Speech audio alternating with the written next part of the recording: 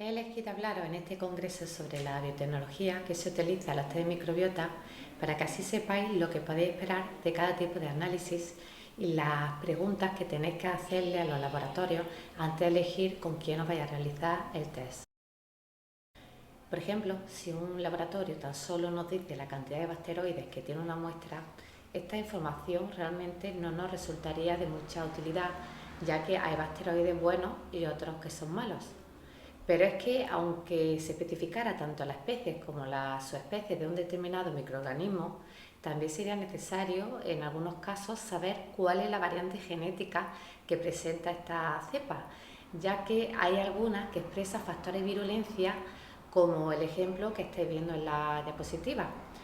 Ya que aunque el bacteroide frágil es la subespecie de los bacteroides que se asocia más frecuentemente a diarrea, en realidad esto no lo causa cualquier cepa del bacteroide frágil, sino que lo causa específicamente la cepa enterotoxígena, que es la que libera las toxinas, bueno, en este caso la fragilicina, que produce mucha inflamación, además de dolor abdominal y tenemos la contracción brusca y dolorosa, especialmente en este caso en el recto a la hora de expulsar las heces, además de dejar una sensación de vaciado incompleto.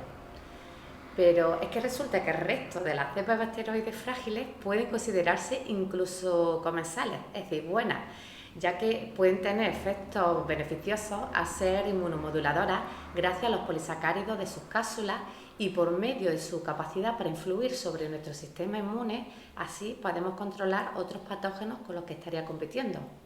De hecho, esta especie también incluso podríamos utilizarla como ejemplo de la relación que hay entre la microbiota y los trastornos del neurodesarrollo.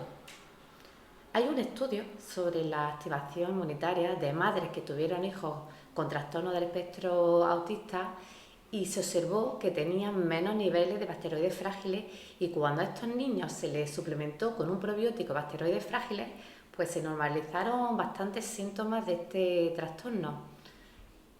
Por cierto, si dudáis de la fiabilidad de los resultados de un laboratorio y tenéis que estar muy seguros de que realmente se tiene un determinado microorganismo patógeno porque requiere un tratamiento que podría ser muy agresivo, podéis en este caso preguntarle al laboratorio si utiliza algún sistema de comprobación de los resultados.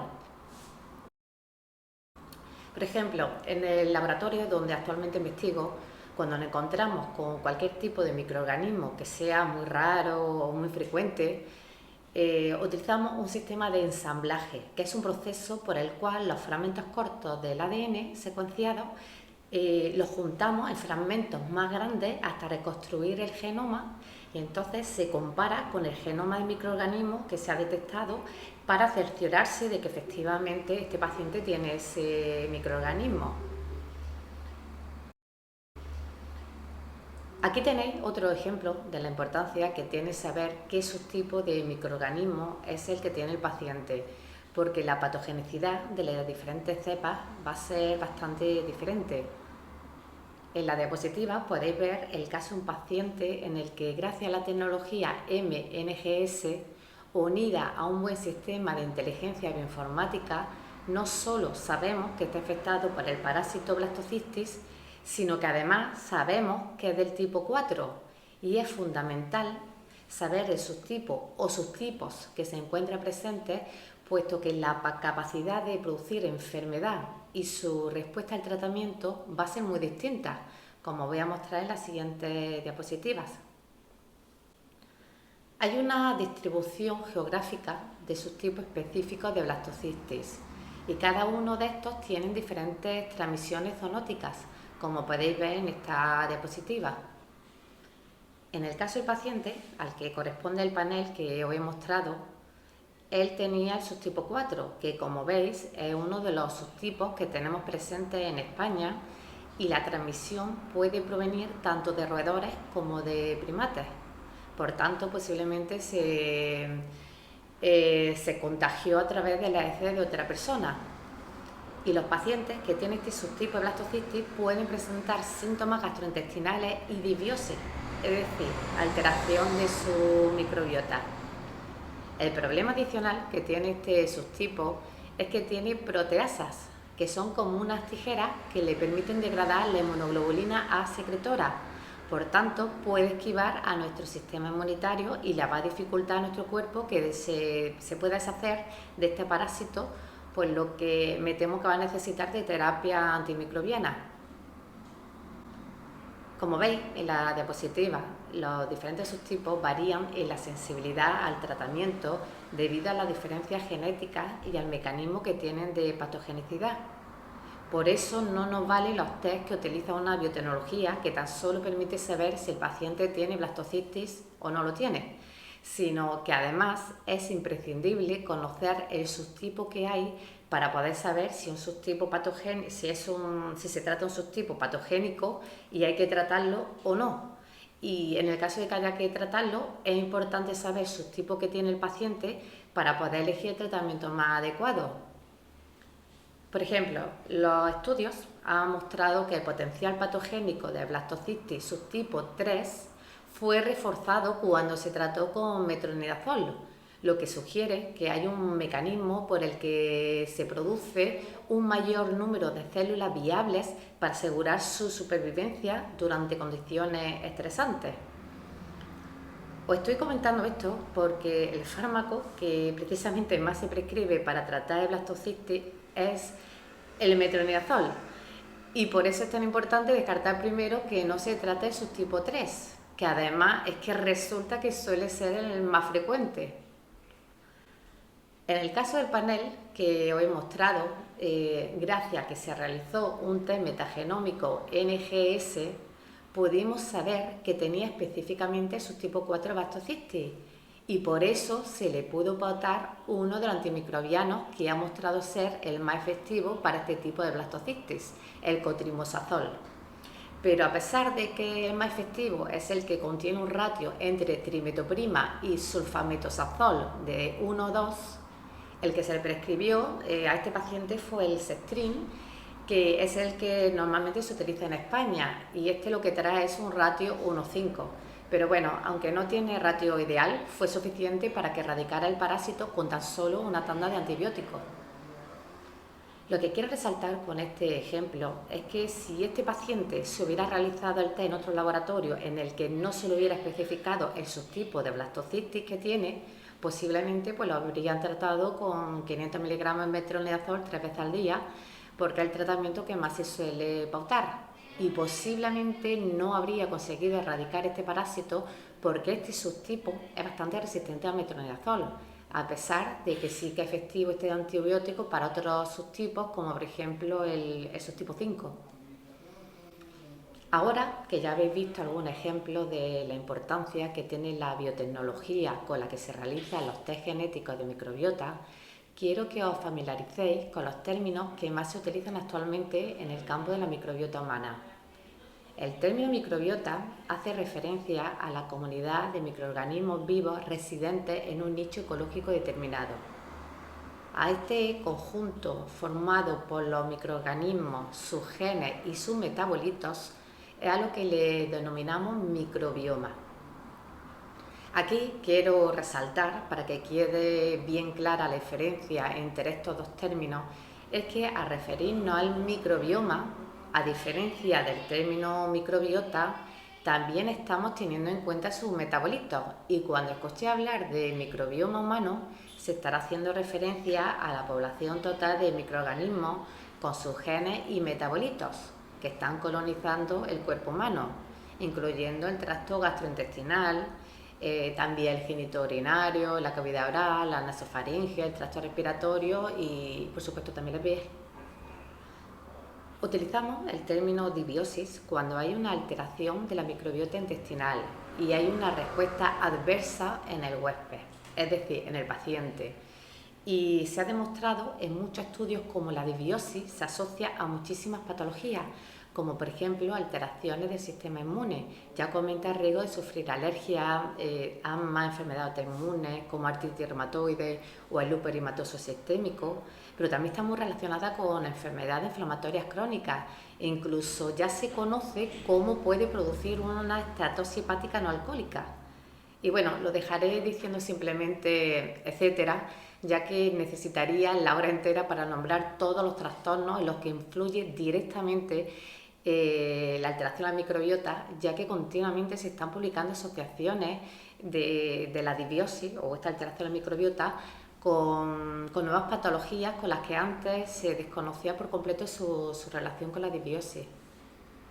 Lo contrario de disbiosis es la eubiosis, ya que hace referencia a la normalidad en el estado de la microbiota o a tener una microbiota saludable o compatible con la salud. El metagenoma es el conjunto de material genético tanto del microbioma como de la persona que lo hospeda. Por tanto, los estudios metagenómicos consisten en el análisis del material genético de los microorganismos de cualquier tipo de muestra. La metagenómica ha seguido avanzando, de modo que hoy día también tenemos otras técnicas ómicas, como la metatranscriptómica, que nos permite hacer un estudio de todo el ARN que se ha transcrito. La importancia que tiene la transcriptómica es que diferentes células expresan diferentes genes y cada tejido o tipo celular posee un transcriptoma único y distinto. Uno de los objetivos más importantes de la transcriptómica es identificar qué porción del genoma es transcrito en cada tipo celular y bajo qué condiciones. La metaproteómica es la técnica que nos permite hacer un estudio a gran escala de las proteínas. Y por último, la metabolómica es el estudio científico de los procesos químicos que involucran los metabolitos. Por tanto, podríamos saber qué sustancias están produciendo los microorganismos. Antes de meterme de lleno en explicaros la tecnología más avanzada que tenemos hoy día para el estudio de la microbiota, os voy a contar brevemente cómo ha evolucionado el estudio del microbioma, sobre todo porque hoy día se siguen utilizando estas técnicas a pesar de que realmente ya han quedado bastante obsoletas. Cuando se comenzó a estudiar los microorganismos, se hacía mediante cultivos, pero no todos los microorganismos son fáciles de cultivar. El siguiente avance en el que se fundamentó los estudios modernos de las comunidades microbianas fue la secuenciación y el análisis filogenético de los genes ARN ribosómico, que nos permitió obtener información sobre los microorganismos que conforman la microbiota y también nos permitió conocer la diversa vida microbiana que hay. Pero los análisis basados en el 16S tienen tres limitaciones principales. La reacción en cadena de la polimerasa, que es lo que llamamos comúnmente PCR, pues limita bastante la información que se puede obtener, como por ejemplo no nos permite obtener información de las funciones de la microbiota. Además, los análisis basados en la PCR son principalmente cuantitativos, de modo que tan solo nos proporciona información sobre la abundancia relativa. Los ajustes de cebadores, o primers, de la PCR pueden dar como resultado que algunos linajes se puedan perder por completo. Y la secuenciación de sangre ya supuso un salto cualitativo, ya que permitió el estudio de las comunidades microbianas en distintos ambientes. Este método consiste en la secuenciación por didesoxinucleótidos y está basado en el proceso biológico de la replicación del ADN. De hecho, gracias a su trabajo se obtuvo el primer ácido nucleico secuenciado totalmente en la historia y esto permitió que se realizara el proyecto del genoma humano, razón por la que se le concedió su segundo premio Nobel en 1980.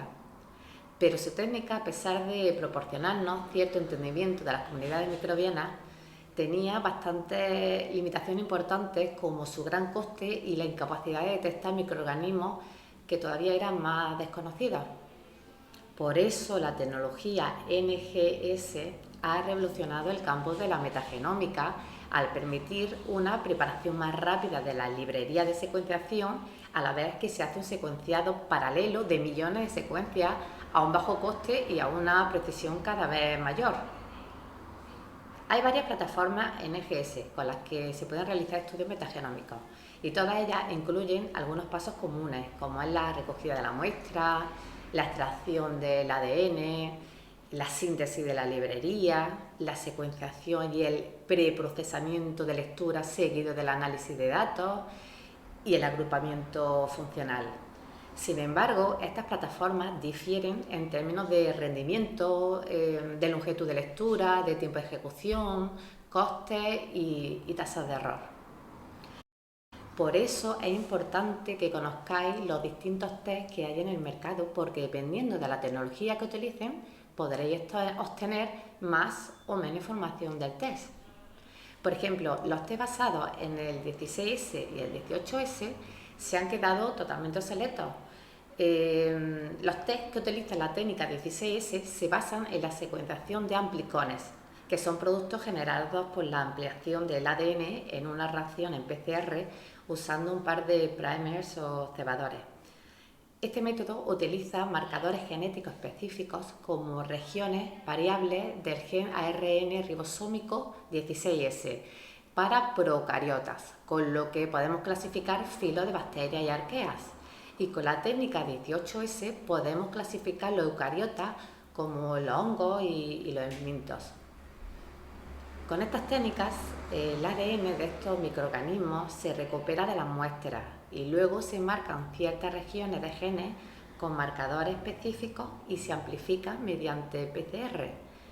Pero con estas técnicas no solo se obtiene información bastante limitada, ya que tan solo se obtienen los microorganismos que específicamente se buscan y no se puede detectar virus, sino que además al necesitar una ampliación por PCR, pues esto nos va a suponer que aumente bastante el margen de error. Hoy en día ya podemos contar con una innovación que sustituye los análisis microbianos basados en secuenciación PCR, que es el NGS, que es el acrónimo de Next Generation Sequencing o secuenciación de nueva generación, que tiene la gran ventaja de que tan solo se tiene que realizar un único análisis, ahorrándonos tener que hacer varias ampliaciones de ADN de la muestra hasta encontrar el microorganismo infeccioso. Y si el NGS se acompaña de una buena inteligencia artificial, nos va a permitir el descubrimiento de nuevos taxones y genes, así como las asociaciones que pueda haber entre ellos. Los estudios metagenómicos suelen realizarse principalmente mediante dos abordajes distintos, la metagenómica dirigida y la metagenómica de escopeta, que se conoce mejor por su nombre en inglés, shotgun. Después de esta diapositiva mostraré cuál es el método que supera incluso estas tecnologías de metagenómica. La metagenómica dirigida, que se utiliza para la caracterización de comunidades microbianas, analiza una región genómica específica principalmente a través de la secuenciación dirigida basada en la reacción en cadena de la polimerasa, lo que normalmente llamamos, recordad comúnmente, PCR. Generalmente las unidades pequeñas y grandes del ARN ribosomal son utilizadas como marcadores para la identificación de especies microbianas, mientras que la metagenómica shotgun proporciona información en relación a los microorganismos presentes en la comunidad microbiana, así como la función biológica de esta comunidad. Prácticamente se basa en el cizallamiento aleatorio del ADN total en múltiples secuencias cortas seguidas de su secuenciación y reconstrucción en una secuencia consolidada. En la diapositiva podéis ver los pasos que conlleva este proceso. Se comienza con la extracción y fragmentación del ADN. Luego se realiza un acoplamiento de los adaptadores para realizar la codificación y se preparan las librerías para la secuenciación. Con librerías me estoy refiriendo a una preparación de los líquidos antes de la secuenciación y al conjunto de fragmentos del ADN. El siguiente paso de este flujo de trabajo es la secuenciación simultánea e independiente de millones de fragmentos de material genético. Después se filtran los ácidos nucleicos humanos y se retiran. Y por último se hace el ensamblaje y alineamiento de las lecturas contiguas de ADN y se incorporan en una base de datos de referencia para su clasificación taxonómica. La secuenciación metagenómica de nueva generación cada vez se está aplicando más en los laboratorios clínicos para poder hacer un diagnóstico más preciso, de modo que ya han quedado obsoletas las técnicas de análisis de microorganismos que se utilizaban antes y deberían desecharse para que no haya falsos negativos en los resultados y para que no se confunda unos microorganismos con otros. Desde que se comenzó a aplicar en el 2008, se ha demostrado su utilidad para diagnosticar enfermedades infecciosas que antes simplemente es que no podían ser diagnosticadas. MNGS funciona bien en la identificación de patógenos raros, nuevos en el sentido de que no se habían detectado antes debido a la limitación que tiene el resto de las pruebas. Pero es que además presenta un gran potencial en la predicción de la resistencia a secuenciar los genes de resistencia a los antibióticos, proporcionando así nueva evidencia de diagnóstico que se puede utilizar para orientar las opciones de tratamiento y mejorar la respuesta a esa terapia. En general, la MNGS está transformando el panorama de los laboratorios de microbiología clínica y para garantizar que se utilice correctamente en el diagnóstico clínico, los profesionales sanitarios deben tener un conocimiento profundo tanto de la capacidad como de las limitaciones de este método. Os he puesto esa imagen en la diapositiva, ya que aunque en esta ponencia me voy a centrar en la aplicación clínica de los análisis MNGS, quiero que también tengáis en cuenta que se puede utilizar para obtener la genómica de todo el ADN de cualquier tipo de muestra, tanto biológica como ambiental, como del suelo, el agua. De hecho, hay laboratorios como Xenogene que no solo hacen secuenciación directa del ADN, sino también del ARN. Y por eso pueden estar analizando aguas residuales para valorar la cantidad de coronavirus, incluyendo cualquier cepa o variación genética que tenga, para poder hacer así una valoración epidemiológica. Incluso se puede hacer una predicción temprana de las próximas oleadas que habrá de cualquier cepa nueva de este virus o de cualquier otro microorganismo. En la Estación Espacial Internacional se hacen experimentos de microbiología química y molecular en condiciones de microgravedad. También se realizan estudios de astrobiología, pruebas de nuevos nanomateriales y su interacción con los microorganismos, nuevos fármacos, toma de muestras de microbiota de astronautas, entre otros estudios.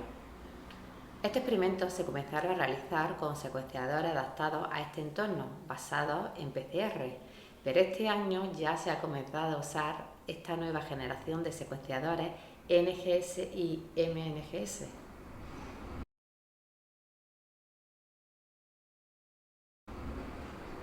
La toma de una muestra fecal es el primer paso en el proceso de un análisis metagenómico de la microbiota intestinal y esta es la mejor forma de hacerlo para la secuenciación con MNGS. Se usa una cucharilla que va incluida en la tapa de un tubo de conservación y se recoge en 3 partes distintas de la muestra fecal, especialmente en zonas donde se observa que hay restos de sangre o mucosidad o que tiene una consistencia o coloración distinta. El total de las 3 áreas recogidas en la cucharilla no debe superar el tamaño equivalente a un garbanzo seco. Después se introduce la cucharilla en el tubo, se cierra y se agita lo suficiente para que quede bien diluido. Como esto es una prueba que se puede hacer desde la casa, hay pacientes que no siguen las instrucciones y llenan el tubo de heces. El problema de que el líquido quede saturado con la muestra es que no va a poder realizar bien su función de conservación y entonces se correría el riesgo de que se descompusiera durante el transporte. Un fallo en la toma de muestras puede significar una baja cantidad de lectura de ADN de microorganismos, lo que implica dedicar más tiempo en la preparación en el laboratorio o, en el peor de los casos, tener que repetir la toma de muestras. El siguiente paso consiste en la extracción y purificación de la muestra fecal para el análisis de la microbiota intestinal del paciente. Primero se prepara la ruptura de las membranas celulares, a lo que llamamos lisis, agitando en un vórtice para dispersar los líquidos. Así se potencia la lisis y luego ya se incuba brevemente. Después de batir las muestras con las perlas, se obtiene una dispersión uniforme.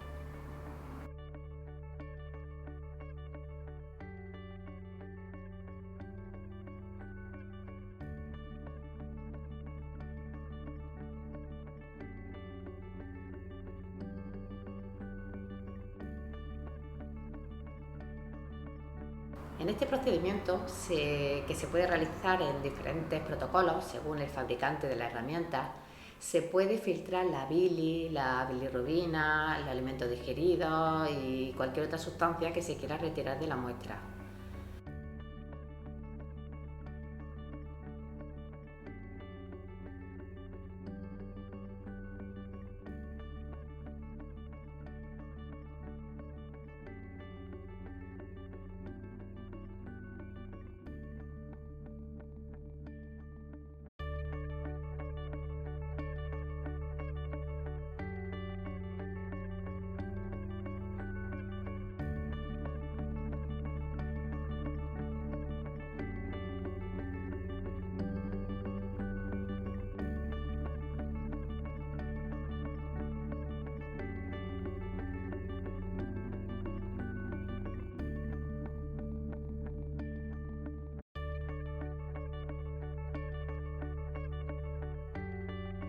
Finalmente se centrifuga y se lava para conseguir la elución del ADN. Con elución me estoy refiriendo a la separación de los materiales sólidos de los líquidos.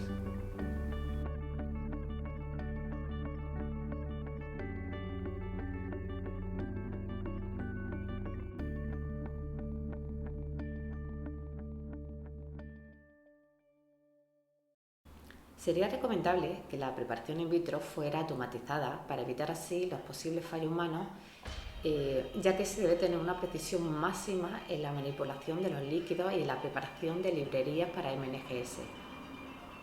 En este ejemplo se muestra una automatización de 4, 8 y 96 canales de pipeteado paralelo simultáneo. Un canal adicional maximiza la flexibilidad del procedimiento para poder cumplir el protocolo que se haya programado. Hay módulos en la automatización que se han diseñado especialmente para la preparación de librerías para NGS y MNGS. Por ejemplo, un agitador Vortex magnético, se preparan librerías específicas para NGS y MNGS, un dispensador masivo de fluidos reactivos, una pista para transferir placas, secadores y módulos de precisión.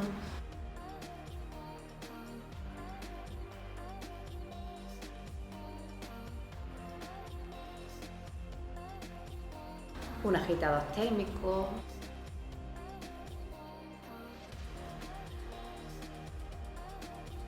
un aspirador de 96 puntos para retirar el sobrenadante sin alterar las pelas magnéticas, bueno, un etcétera. En la siguiente animación, tanto para NGS como MNGS, se muestra cómo se realiza la secuenciación directa de ácidos nucleicos por señales bioeléctricas desde la interacción con nanoporos.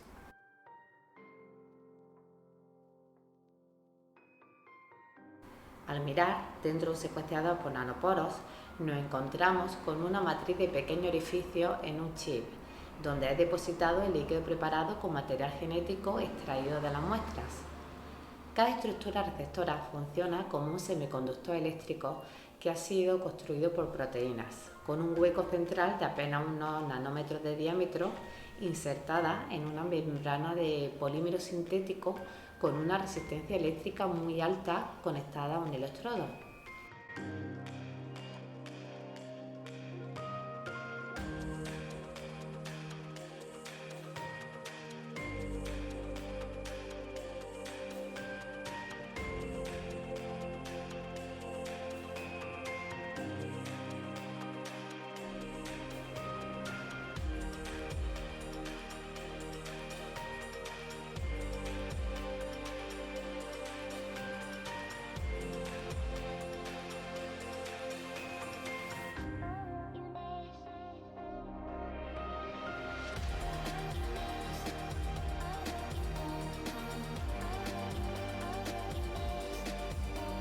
La corriente eléctrica generada por ese potencial permite medir las interrupciones características cuando las moléculas individuales ingresan en ese sensor. De esta forma se puede obtener la secuencia completa de una cadena.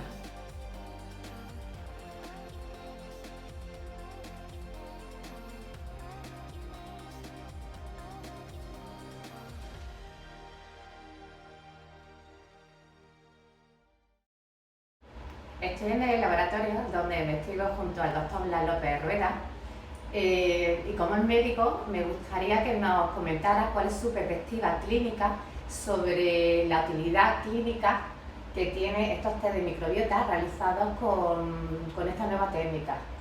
Pues mira, Maika, en mi opinión personal, estas nuevas técnicas de estudiar la microbiota ha venido a revolucionar todo el campo de la microbiota intestinal. Hoy, con una simple muestra de heces, podemos saber todos los microorganismos, arquea, virus, bacterias, etcétera, que hay en una microbiota. Pero a mí lo que más me gusta es que a partir de este estudio podemos agrupar las bacterias en una serie de grupos funcionales. Y como tú sabes, actualmente estamos aumentando y llevándola a un total de 41 grupos funcionales. ¿Y esto qué nos permite? Saber lo que está ocurriendo a nivel de la microbiota intestinal. Y a partir de aquí, saber qué debemos hacer para mejorar estos pacientes.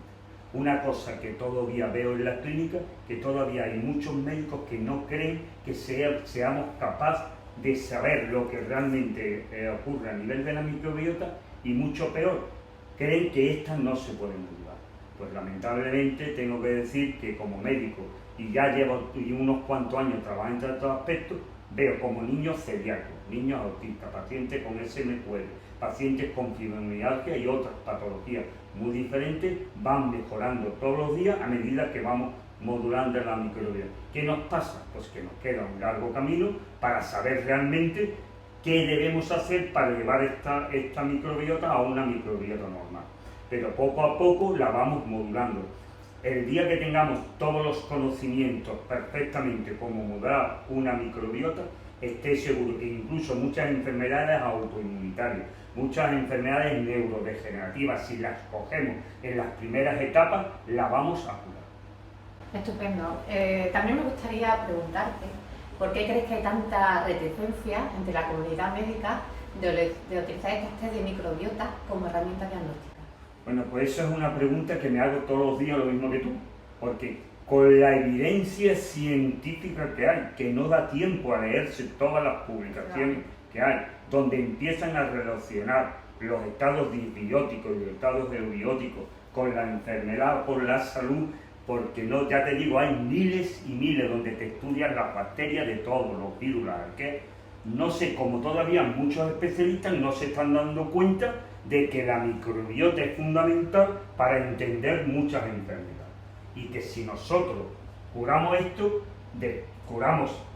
modulamos esta microbiota, los enfermos se van a poner mucho mejor. Pues desgraciadamente en este país todavía tenemos médicos que no creen en el SIBO, que no creen en las intolerancias alimentarias, que hablar de la microbiota es una entelequia. Bueno, pues esto desgraciadamente ocurre en España. Últimamente he tratado a una niña celíaca de 8 años, que llevaba desde los 5 a los 8 años evolucionando negativamente, con síntomas digestivos, extradigestivos, alteraciones dermatológicas, y durante 3 años sus especialistas no sabían qué hacer con ella.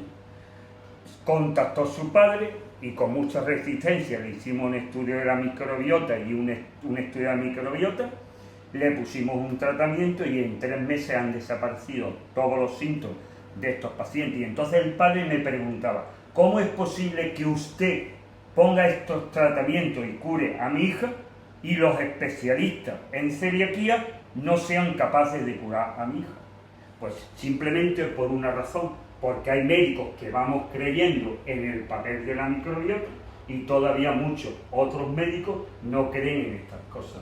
Pues por consiguiente yo le pido a la gente que abra su mentalidad y empiece a coger cosas que, aunque le parezca aún raras, hay suficiente evidencia científica para poner a trabajarse con ellas. Estupendo, pues muchísimas gracias, Blas, por compartir con nosotros tu De nada, Maika, a ti por invitarme a esta pequeña conversación donde todos los días intentamos aprender algo más sobre microbiota.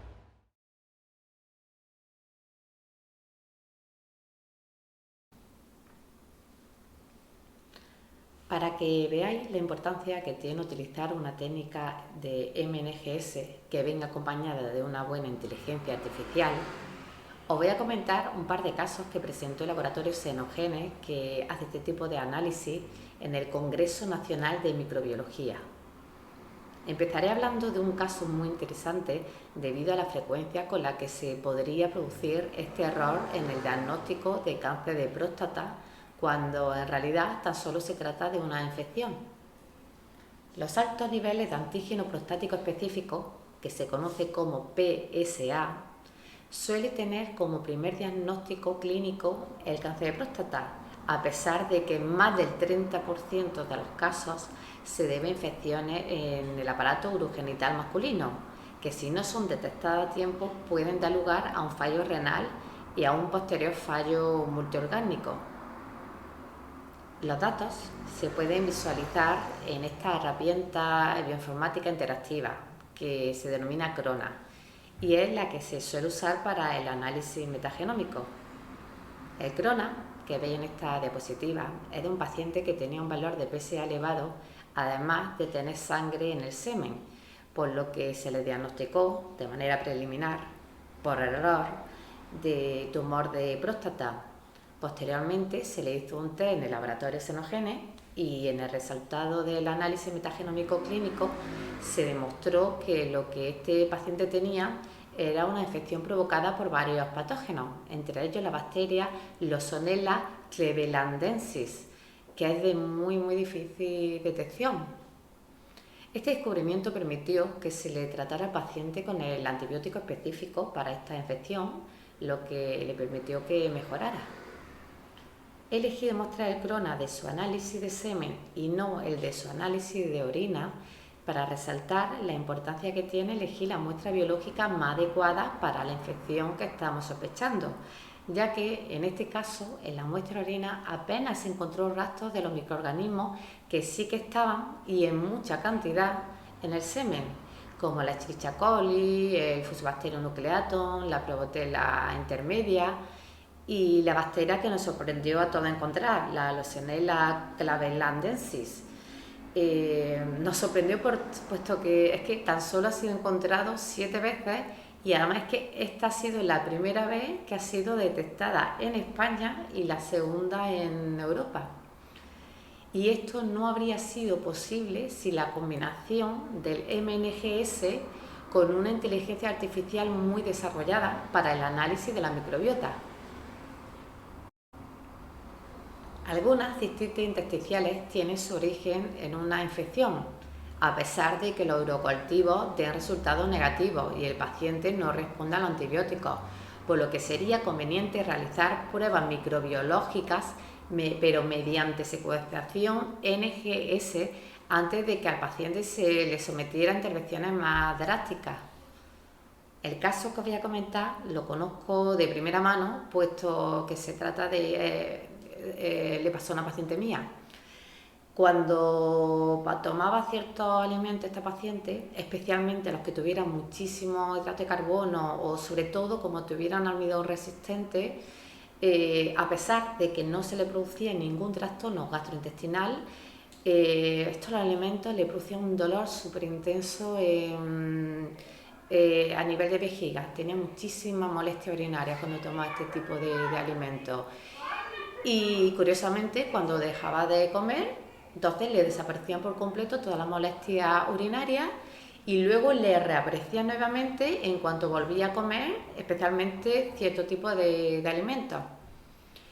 Pues bien, después de su análisis MNGS, vimos que la alteración de su microbiota estaba relacionada con el tratamiento de antibióticos que había tomado y con la dieta tan restrictiva que la paciente seguía antes de venir a mi consulta para aliviar esos síntomas. Sus trastornos del aparato urinario se relacionaron con una alta permeabilidad de su vejiga, pero cuando se realizaba con otras técnicas analíticas, con varios urocultivos, siempre le daban resultados negativos hasta que se le realizó un análisis metagenómico clínico de su orina y de sus heces, y se detectaron que había muchas bacterias intestinales en la orina, que por cierto se descartó que fuera por contaminación. Bueno, en concreto, lo que le encontraron fue un 59% de Escherichia coli y un 27% de Morganella morgani y un 2% de Salmonella entérica, además de un gran porcentaje de ADN humano, lo que es compatible e indicativo tanto de infección como de daño en las paredes de la vejiga. Por tanto, este análisis permitió encontrar bacterias que no le habían sido detectadas previamente en cultivos, además de que también permitió conocer su resistencia a antibióticos. Otra sorpresa que nos llevamos con el estudio de su microbiota intestinal es que se le detectó Arquemansia glicaniphila, que es una especie bacteriana que ayuda a renovar la mucina intestinal, pero lo sorprendente de este descubrimiento es que esta subespecie de Arquemansia fue aislada por primera vez en el 2016 en la heces de una pitón. De hecho, ha sido la primera vez que se ha descrito la detección de Arquemansia glicaniphila en una microbiota humana. El mensaje con el que quiero que os quedéis es que la secuenciación metagenómica de nueva generación tiene una mayor sensibilidad para la identificación de patógenos y está menos afectada por la exposición previa a antibióticos.